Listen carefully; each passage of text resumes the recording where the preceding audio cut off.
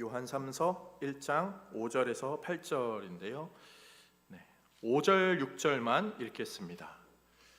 화면으로 보고 읽겠습니다. 시작. 사랑하는 자여, 내가 무엇이든지 형제 곧 나그네 된 자들에게 행하는 것은 신실한 일이니 그들이 교회 앞에서 너의 사랑을 증언하였느니라. 내가 하나님께 합당하게 그들을 전송하면 좋으리로다. 아멘.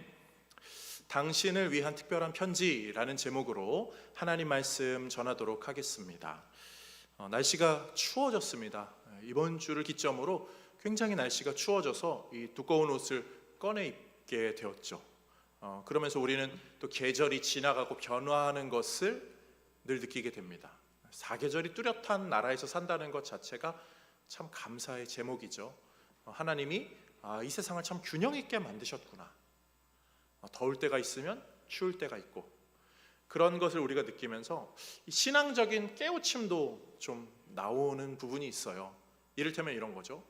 이렇게 참 균형을 잘 맞춘 하나님이 얼마나 대단하신지, 하나님이 참 그렇게 어떻게 철두철미하게 잘 맞추시는 이런 신묘막측한 은혜를 우리에게 허락하시지, 그것 자체가 우리에게 큰 감사고요. 그런 것을 자연에서 느끼면서 자연스럽게 하나님의 그런 법칙을 발견해낼 수 있는 것 자체가 또한 은혜입니다. 그래서 우리는 뭔가가 이렇게 되면 저렇게 된다는 것에 대한 선이해가 있어요. 그리고 그 선이해 때문에 이렇게 추위가 찾아와도 또 잘 견디면 추위가 지나간다는 것 알고 있고요. 더위가 찾아와도 마찬가지고요. 또 작용이 있으면 반작용이 있고, 원인이 있으면 결과가 있고, 그리고 수고가 있으면 열매가 있다는 것도 알게 됩니다. 하나님은 그런 원리를 이 세상에 심어 놓으셨어요. 그래서 우리가 살아가면서 수고한 것은요, 결코 헛되지는 않습니다. 우리의 수고가 반드시 열매로 이어질 줄로 믿습니다. 그런데 이 세상을 살아가면서 우리가 간혹 느끼는 것, 내 수고가 헛되게 느껴질 때가 있어요. 수고가 열매로 나타나지 않을 때가 있어요. 그런데 그것은 열매로 나타나지 않는 것이 아니고 결국은 열매로 이어지거든요. 근데 왜 그런지 아세요? 우리의 수고가 부족해서가 아니에요. 이미 훨씬 더 수고스러운 가치가 이미 행해졌기 때문이죠. 예수 그리스도의 십자가는요, 이 세상의 모든 인류의 죄를 담당하시는 예수님의 그 선수고, 선헌신, 그 희생이 이미 지불되었기 때문에 믿는 우리는 그 큰 지불된 가치에 대한 열매를 결국은 받게 되죠. 이것이 복음 안에서 성도가 누리는 은혜의 열매, 구원의 열매인 줄로 믿습니다. 그 마음으로 우리는 오늘 요한 3서 말씀을 좀 살펴보려고 하는데요. 요한 3서는 지난주 요한 2서에 이어서 아주 짤막한 편지입니다. 요한 2서의 배경을 지난주에 살짝 말씀드렸어요. 초대교회가 커지면서 순회 설교자들이 많아졌습니다. 그런데 그 순회 설교자들 중에는 좀 교육이 덜 됐거나 아니면 좀 뭔가 문제가 있는, 자기 마음대로 해석하는 이상한 사람들이 있어서 요한 2서에서 그런 사람들 받아주지 말아라, 진리의 기준에 그 사람들 받지 말아라, 이런 이야기를 했죠. 그러니까 교회들이 사람들을 걸러받기 시작했어요.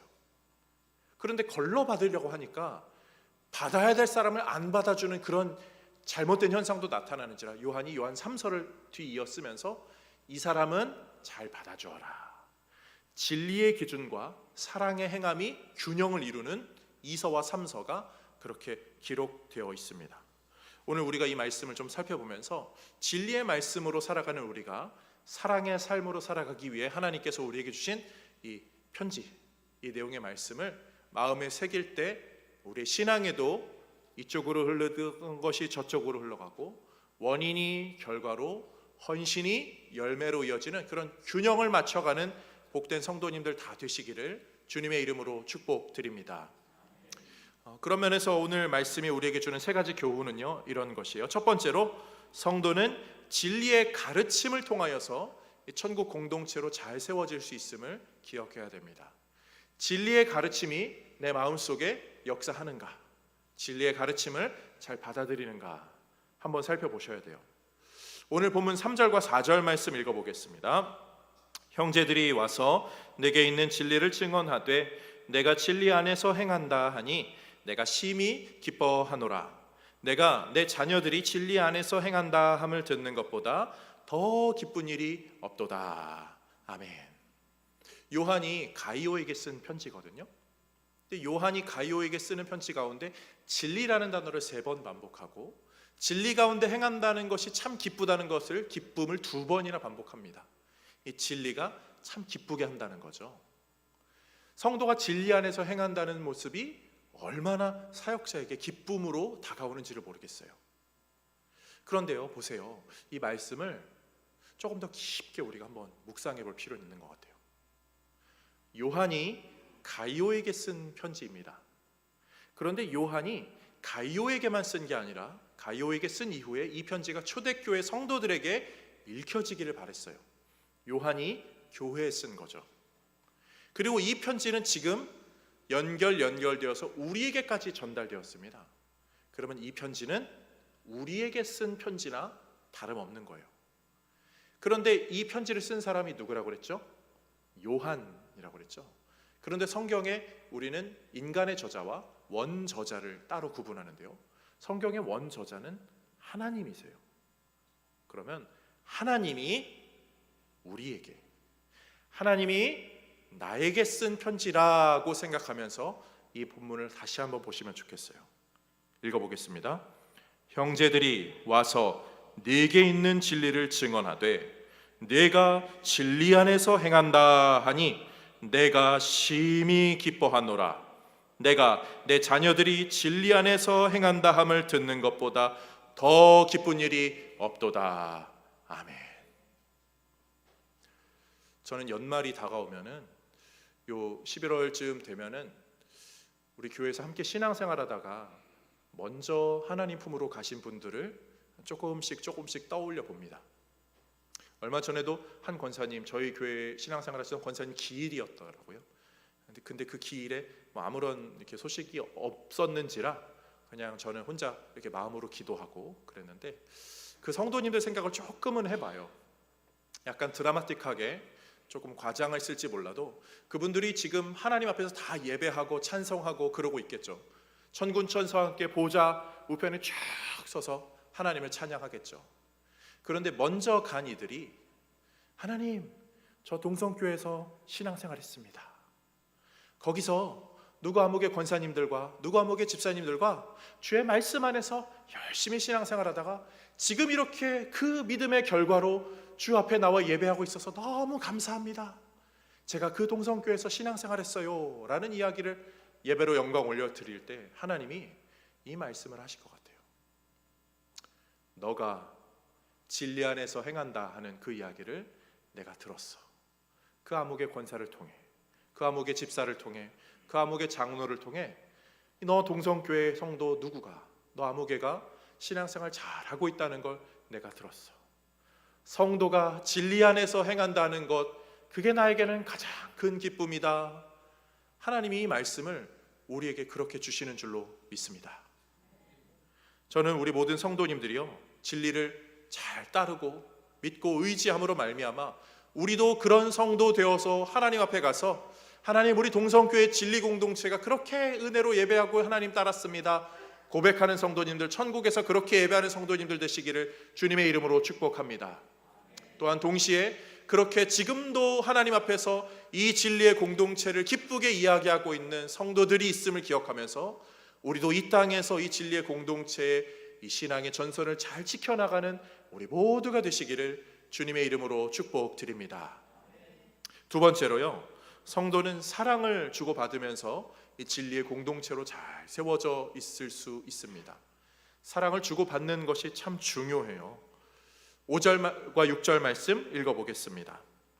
사랑하는 자여, 내가 무엇이든지 형제 곧 나그네 된 자들에게 행하는 것은 신실한 일이니 그들이 교회 앞에서 너의 사랑을 증언하였느니라. 아멘. 사랑이 전해지고 증언되었다는 이야기가 오늘 본문 가운데 나오고 있어요. 신앙생활하면서 진리의 말씀을 가슴에 잘 간직하는 것만큼 중요한 것이 사랑의 행동을 하는 거죠. 사랑으로 표현되는 것, 그건 너무나 중요해요. 그래서 예수님은요, 지극히 작은 자에게 한 것이 곧 나에게 한 것이다, 이런 말씀을 해주시기도 했어요. 작은 사람에게 사랑으로 베풀어 준다는 것, 성도는 기본적으로 그런 마음가짐을 좀 더 가질 수 있도록 애쓰셔야 합니다. 추수감사절 저희가 몇 해 전에는요, 막 쌀도 모으고 그랬던 거 기억하시죠? 그래서 어려운 이웃들 도와주자고 쌀 모아가지고 제가 그런 사역했으면 좋겠습니다, 당에서도 좋습니다 해가지고 광고를 하고 진행을 했는데, 그때 쌀 나르느라 얼마나 힘들었는지 모르겠어요. 성도님들이 많이 쌀을 이렇게 해주셔가지고 어려운 분들 도와주고, 막 저는 또 개척교회 목사님들 진짜 막 이렇게 해드렸는데 정말 감사해 하셨거든요. 목사님, 우리 이제 코로나 얼마 전에도 코로나 재개한다고 그래가지고 이 교회에서 밥을 해 먹는데 이제 쌀이 슬슬 떨어져 간다고 그래가지고 그때 저희 교회 또 누가 한 포대 이렇게 해주신 거 가지고 갖다 드렸는데 정말 기뻐하셨어요. 그런 모습이 저희 안에 의외로 있어 왔죠. 또 얼마 전에는 요 동사무소에서 쌀보다는 라면이 좋다고 그래가지고 어려운 분들이 나이 드신 분들은 쌀 못 들고 간다고 그래가지고 라면으로 이렇게 해서 갖다 드렸는데, 또 그게 교회로서는 당연 응당해야 될 사역 중에 하나인 것 같아요. 그런 구제 사역이요. 너무나 아름답게 잘 되는 것 같아요. 할 수만 있다면 우리 교회가 그런 일에 또 늘 앞장설 수 있는 교회 되면 좋겠다, 좀 기도하고 있습니다.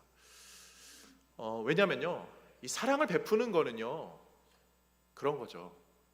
반대로 얘기해서 때린 사람은 기억 못해도 맞은 사람은 기억한다는 얘기 있잖아요. 상처받은 사람은 기억하는 거. 동시에 역으로요, 사랑도 마찬가지예요. 베푼 사람은 모르는데요, 베푼 사람은 그냥 평소에 하는 대로 뭐 이렇게 한 건데 받은 사람은 그걸 기억하거든요. 참, 그래서 사랑은 더 많이 베풀어야 되는 것 같아요. 큰 사랑 말고요, 그냥 할 수 있는 작은 사랑이요.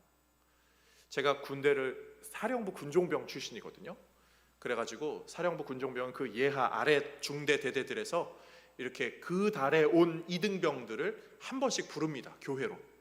그럼 교회 와서 얼마나 힘들어요. 교회 군대 온 지 몇 달 안 된 사람들이랑 바짝 얼어 있는데 그럼 약간 쉬게 해주는 거예요. 막 처음에는 아닙니다, 커피 마실래요? 제가 물으면 아닙니다, 괜찮습니다 막 하고, 좀 편하게 있어도 됩니다 그러면은 아닙니다, 괜찮습니다 막 이렇게 해요. 근데 이렇게 보다가 편하게 해주니까, 여기는 너네 중대가 아니니까 편하게 있어도 돼, 마음이 슬슬 풀려요. 그날 하루 종일 그냥 눕고 싶은 사람은 눕고 자고 싶은 사람은 자고, 뭐 이렇게 맛있는 거 해놓아서 맛있는 거 먹고 싶은 사람은 먹고, 뭐 전화하고 싶은 사람은 전화하고, 커피 마시고 막 자판기 탁 해서 떨어지면 계속 채워놓고 그렇게 막 하루를 섬겨요. 근데 저희는 그냥 할 수 있는 거 그냥 다독거려주고, 힘들지 여기 전화해, 무슨 일 있으면 교회로 연락해, 뭐 이렇게 하지만 그분들에게는 그게 큰 위로가 되는 거죠. 사랑은 베푼 사람은 그냥 하는 것일지만 받은 사람은요 그거를 엄청 크게 기억하거든요. 제가 캐나다에 있을 때 그 접시 닦기 알바를 좀 했었어요. 그래서 피자집에서 혹해서 피자를 마음껏 먹을 수 있겠구나, 약간 그 점심을 항상 원하는 메뉴로 골라 먹을 수 있다고 그래가지고 피자집 알바를 접시 닦기를 했는데, 하고 진짜 며칠 안 돼서 엄청 후회하긴 했거든요. 막 접시가 막 이렇게 쌓여요. 그럼 계속 막 닦고 막 하는 거예요. 그러다가 식사 시간이 훅 가면은 이 테이블 정리, 홀 정리, 그리고 청소를 이렇게 슉 청소기 이렇게 돌리는 거죠. 근데 그런 거 하다 보면요, 가끔 그럴 때 있잖아요. 울컥 찾아오는 마음의 허전함.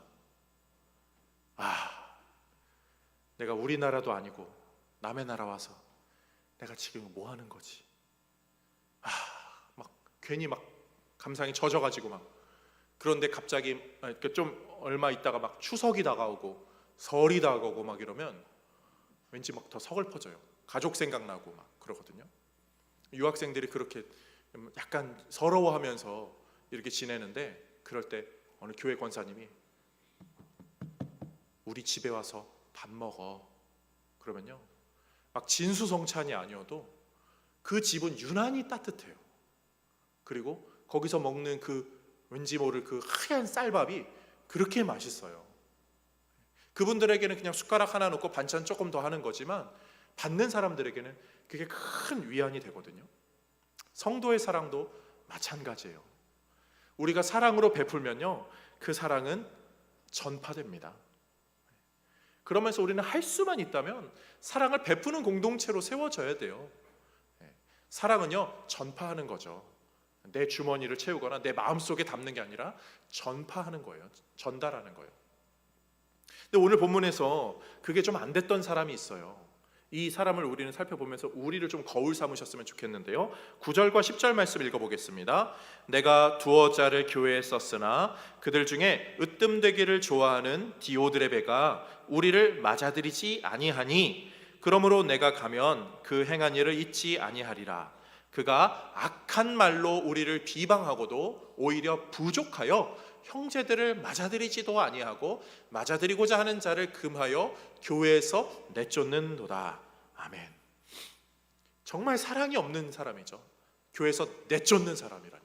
누가 오면 환대해 줘야 되는데 그 사람을 내쫓는 이런 디오드레베 같은 사람이 있었다고 해요.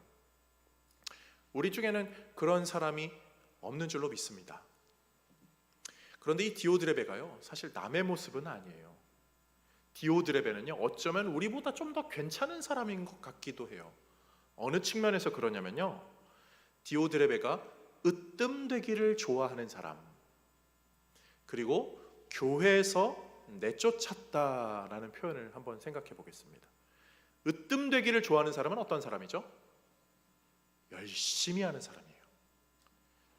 내가 교회에서 이거 열심히 해야지. 근데 내쫓는 사람은 어떤 사람이죠? 나는 교회에 있을 거야. 나는 여기가 내 자리야. 너는 나가. 교회에서 나가는 부류는 몇몇의 부류가 있을 수 있어요. 하나는 상처받아서 떠나는 경우 있고요. 또 한 경우는 뭔가를 잘못해서 치리받아서 떠나게 되는 경우들도 있습니다. 피치 못한 사정으로 이사가는 경우도 있어요. 그런데 정말 일어나지 말아야 될 경우는요, 안에 있는 사람이 기득권으로 내쫓는 경우, 이게 정말 안타까운 일이잖아요. 그런데 디오드레베가 그런 일을 했다고요. 디오드레베를 저는 욕할 수는 없는 것 같아요. 저는 그 시가 생각나더라고요.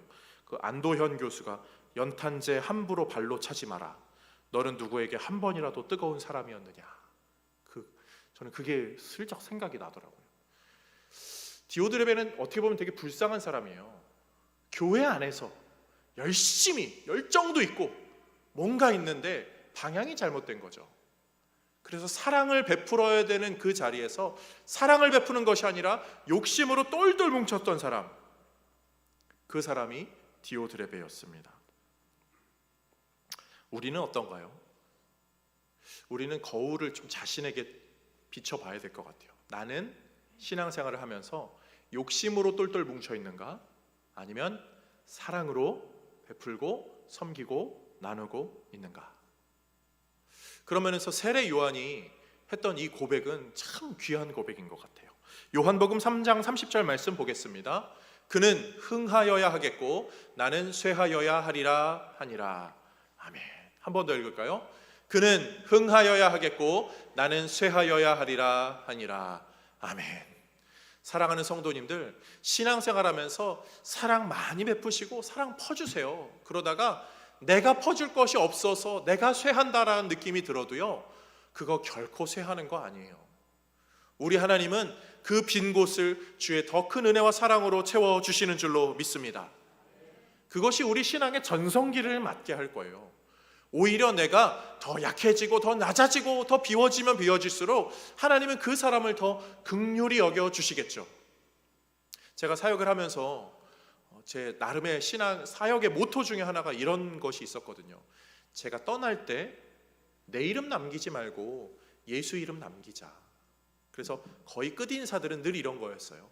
다시 이렇게 만날 일들이 없을 수도 있지만, 제가 제 이름이 기억나지 않을 수도 있지만 예수 이름, 남긴 예수 이름 잘 붙잡아서 천국에서 다 같이 만납시다.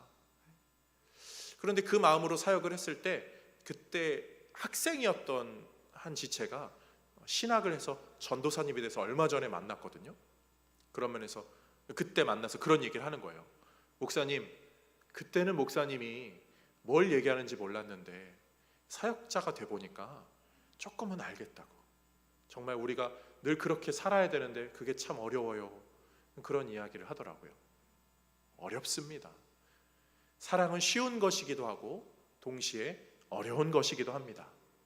그러나 하나님이 주시는 마음으로 이 사랑을 베풀고 나누고 또 섬기고 또 퍼주는 이 모습이 우리 안에 있을 때 여기가 교회이고 그 모습이 성도임을 세상이 알게 될 줄로 믿습니다. 그 사랑의 공동체로 세워지는 우리 동성교회 되기를 주님의 이름으로 축복드립니다. 마지막 세 번째로요, 성도는 이 조언을 받으면서 서로 존경하는 진리 공동체로 세워질 수 있어요. 조언을 받아들일 줄 아는 것, 하나님의 메시지를 잘 받아들이는 것이 우리에게는 필요하죠. 8절 말씀 읽어볼까요? 그러므로 우리가 이 같은 자들을 영접하는 것이 마땅하니 이는 우리로 진리를 위하여 함께 일하는 자가 되게 하려 함이라. 아멘. 요한은 영접하라고 하면서요, 이 12절 말씀 이렇게 말합니다. 데메드리오는 뭇 사람에게도 진리에게서도 증거를 받았음에 우리도 증언하노니 너는 우리의 증언이 참된 줄을 아느니라. 아멘. 요한이 이 데메드리오를 추천하는 거예요. 이 사람을 좀 받으라 하는 그러한 교훈, 그런 조언을 해주는 거죠. 그런 걸 잘 받아들여야지, 교회가 그 하나님의 조언을 잘 받아들여야지 교회가 건강하게 성장하거든요. 오늘이 그 무슨 날인 줄 아세요? 오늘이요, 그 한국 교회에 심각한 타격을 줬던 한 이단 단체 있죠. 그 단체가 오늘 회집하는 날입니다. 그래서 저 아래쪽에 한 도시에 막 대형 버스들 막 줄지어서 아마 지금은 뭐 한창 뭐 하고 있겠네요. 이단 참 신기하게 아무튼 많이 모여요. 그래서 오늘 교회 안 온다, 그 목사님들 중에 그런 거 있어요. 오늘 교회 안 나오는 사람 조심하세요. 그 사람 한번 이렇게 제가 한번 이렇게 카메라로 다 찍고 여기 나오신 분들은 안전한 분들이에요. 정말 그런 얘기가 있을 정도로. 근데 그 단체가 한국 교회에 심겨놓은 불안과 불신의 씨앗이 있어요. 고속도로에서 브레이크 딱 밟으면 뒷차가 또 밟고 해서 여기서 막 정체가 막 생기잖아요. 그 이단 단체가 한국 교회에 심어놓은 불안과 불신의 씨앗이요, 한국 교회를 많이 뒤흔들었어요. 그래서 우리 교회에 요즘에 한국 교회에 새로운 사람이 오면 분위기가 어떻죠? 옛날에는요, 어서 오세요, 교회 처음 오셨어요? 우리 교회 처음 오셨어요? 뭐 어떻게 오셨어요? 막 물어봅니다. 그런데 어느 순간 그게 좀 없어졌어요. 좀 잦아들었어요. 성도님들도 환대는 합니다. 그러면서 하는 게 뭐죠? 이렇게 스캔을 해요. 저 사람 어떤 사람이지?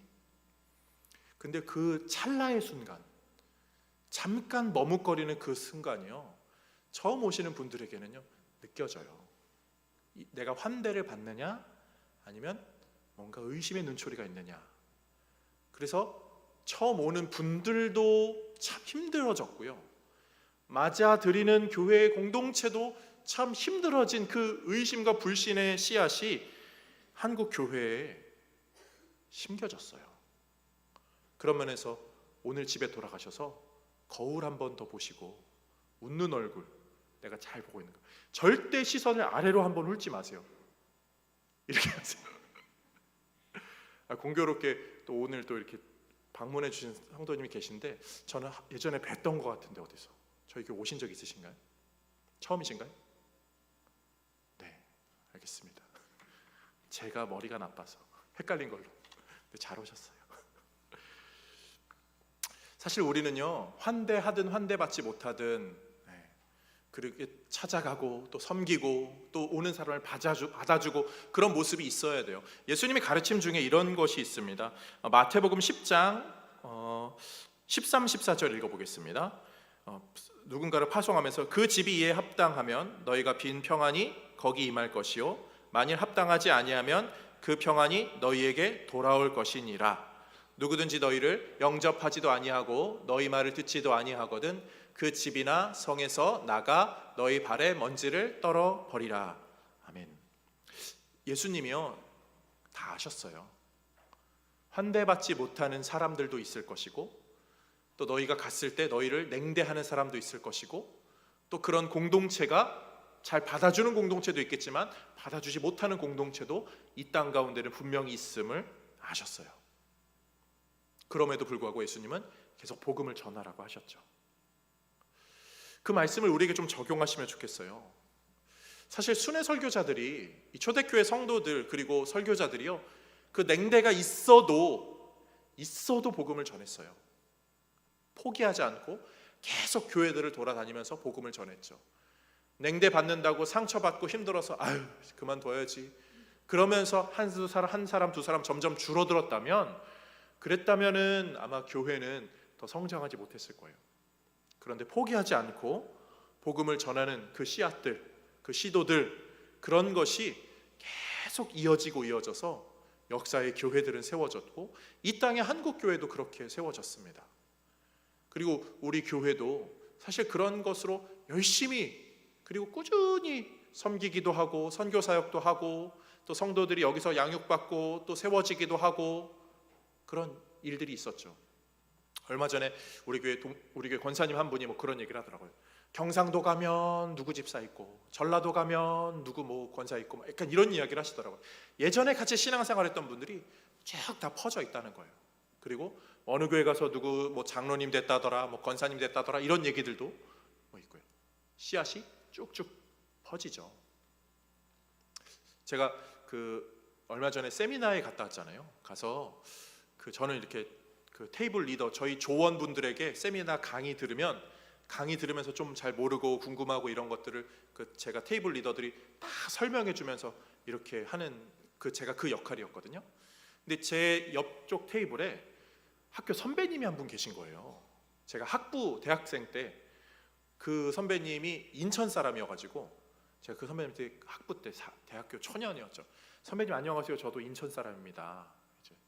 지금 생각하면 되게 부끄러운 일인데 저 인천 사람입니다 했더니 그래요 나도 인천입니다 이렇게 인사를 하다가 저 구월동에 있어요. 나 구월동 어릴 적에 살았는데 전 동성교회 출신이에요. 그러니까 나 어릴 적에 동성교회 다녔어. 그 선배님이 그 얘기를 하시는 거예요. 근데 그리고 나서 20년이 넘게 연락이 잘 안 됐죠. 그런데 지난주 그 세미나에 그 선배님이 와 있는 거예요. 그래서 이제 그거를 듣고 열심히 하고 계시는 거죠. 가서 인사를 드렸어요. 선배님 저 박태환 목사입니다. 역시 대답은 누구?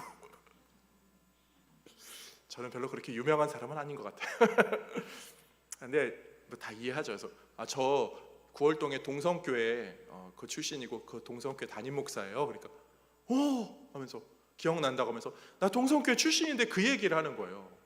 선배님 어디서 어떻게 지내세요? 그러니까 요 시흥 목감 있는 데서 개척교회를 한다는 거예요. 교회를 개척했다고.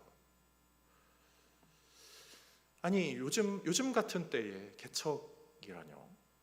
경제적으로 얼마나 힘들까요? 또 사람들의 냉대. 요즘 교회 사실 요즘 개척하시는 분들이요 제일 어려운 것 중에 하나가요 건물을 찾을 수가 없어요. 건물주가요 교회 들어오는 걸 그렇게 싫어하거든요. 월세가 밀리는 것도 아닌데 교회에 대한 이미지가 그냥 싫어서 장소 찾는 것도 어렵고, 그리고 성도가 모이는 건 더더욱 힘들죠. 생활 힘든 건 이루 말할 것도 없고요. 그런데도 복음에 불타서 소망과 희망을 가지고 목회를 시작했다고 그 얘기를 하시더라고요. 우리 교회가 어찌 보면 우리 교회가 뿌린 작은 씨앗인데요, 그 작은 씨앗이 지금 꽃 피우고 있는 거예요. 사랑하는 성도님들, 지금 우리가 신앙생활하면서 우리 교회가 뭘 하나 어쩌나 저쩌나 이런저런 생각이 들지 몰라도요, 교회가 뿌린 씨앗 그리고 하나님의 손에 교회가 붙들려져 있으면요 우리가 모르는 곳에서 그 씨앗은 널리 퍼져가고요, 그리고 그 씨앗은 결국 꽃이 피고 하나님의 역사로 새로운 숲을 이루고 화단을 이루게 되는 역사로 이어지는 줄로 믿습니다. 우리가 그 사실을 기억하면서 우리는 이곳에서 신앙의 진을 잘 짜고요, 또 할 수만 있다면 사랑으로 섬기고 나누고 또 선교하고 돕는 그런 사역을 우리가 멈출 수가 없는 것이죠. 그리고 우리가 그렇게 살면요 어떤 일이 벌어지나요? 하나님이 기뻐하시고, 그리고 하나님이요 그런 성도의 모습을 정말 만나기를 고대하실 거라요. 오늘 본문 이 구절을 보면서 좀 설교를 마무리하면 좋겠어요. 13절 14절입니다. 시작. 내가 내게 쓸 것이 많으나 먹과 붓으로 쓰기를 원하지 아니하고 속히 보기를 바라노니 또한 우리가 대면하여 말하리라. 아멘. 이게 요한이 쓴 편지이기도 하지만요, 요한도 그 교회 공동체를 그렇게 보고 싶어 했지만 이게 하나님의 마음이기도 하잖아요. 요한이 야, 이거 한 장으로 쓰는 거 말고 나 이거 그만 쓸 거야. 빨리 이거 말고 이렇게 글로 소통하는 거 말고 너네랑 직접 대면하고 싶어. 글 말고 진짜 얼굴과 얼굴을 맞대고 대면하고 싶어. 그때까지 진리의 말씀을 잘 붙잡자. 요한의 편지고요, 동시에 하나님의 편지죠. 야, 나 이 글로 소통하는 거 빨리 끝났으면 좋겠어. 내 사랑하는 자녀들이 빨리 내 앞에 와서 여기서 같이 영광의 예배를 영원토록 누리고 있으면 좋겠어. 우리 하나님이 우리를 기다리시는 이 마음이 이 두 구절에 잘 담겨 있죠. 사랑하는 성도님들, 하나님이 우리를 기다리십니다. 이렇게 지켜보시면서 그 암흑의 성도가 속히 나의 나라에, 이 하나님 나라에 와서, 천국에 와서 나와 같이 예배했으면 좋겠다. 하나님은 그것을 기다리고 계셔요. 그것을 안다면 성도는 죽음 앞에도 겁을 내지 않고요, 주 예수 앞에 하려며 주님 의지하며 살아갈 수 있고요, 그 나를 사랑하시는 하나님의 큰 사랑이 이 글로 담겨진 것, 이것을 훨씬 뛰어넘는 그 넓은 사랑임을 우리는 조금씩 더 알게 되죠. 하나님이 성경을요 최대한 압축해서 쓰셨어요. 하나님의 마음은 이만큼인데 일단 구원의 문을 들어가게 할 내용만 최대한 압축해서 이렇게 해놓으신 거예요. 이것도 우리는 많다고 느낄지 모르지만 이것과 비교되지 않는 하나님의 큰 사랑이 그 뒤에 있습니다. 이 사실을 기억하면서 하나님, 저 그 나라 갈 때까지, 주님 나라 갈 때까지 이 글로 먼저 잘 소통하게 하시고, 이 글로 소통한 이후에 이걸로 부족하다, 빨리 얼굴 보고 싶다라고 하는 하나님의 마음 잘 알아서 주님과 얼굴 맞대고, 또 먼저 간 성도들과 또 진리의 교제, 기쁨의 교제 만나고 나눌 수 있는 복된 성도 되게 하여 주옵소서. 그 마음으로 오늘도 살아가는 우리 모든 성도님들 다 되시기를 주님의 이름으로 축복드립니다. 하늘을 두루마리 삼고 바다를 물 삼아도 한없는 하나님의 사랑 다 기록할 수. 한 번 더. 하늘을 두루마리 삼고 바다를 물 삼아도 한없는 하나님의 사랑 다 기록할 수 없겠네. 하나님의 크신 사랑 그렇지